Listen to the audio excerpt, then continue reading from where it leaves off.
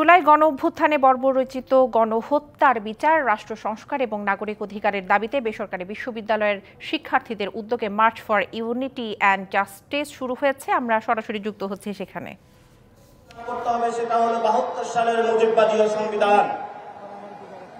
আজকে আমাদের মধ্যে কথা উঠছে যে বহুদলীয় গণতন্ত্রের মধ্য দিয়ে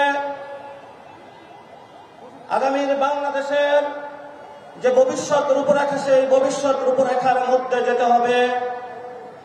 সেখানে আমরা স্পষ্টত বলতে চাই, একদলীয় কোন সংবিধানের অধীনে বহুদলীয় কোন গণতন্ত্রের বিকাশ বাংলাদেশে অসম্ভব।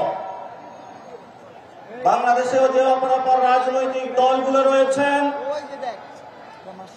আপনাদের প্রজ্ঞা, আপনাদের রাজনৈতিক লড়াই, আপনাদের দীর্ঘ ত্যাগ তিতিক্ষাকে আমরা সম্মান করি, কিন্তু সেই সম্মানের জায়গাটা যদি মর্যাদাকর আসনে আপনারা প্রতিষ্ঠিত হতে চান, তাহলে ৭২-এর একদলীয় যে গণতন্ত্রের যে যাত্রা, বাকশালের যে যাত্রা, বাংলাদেশের গত ৫৩ বছরে বাংলাদেশের সকল প্রতিষ্ঠানগুলোকে ধ্বংস করে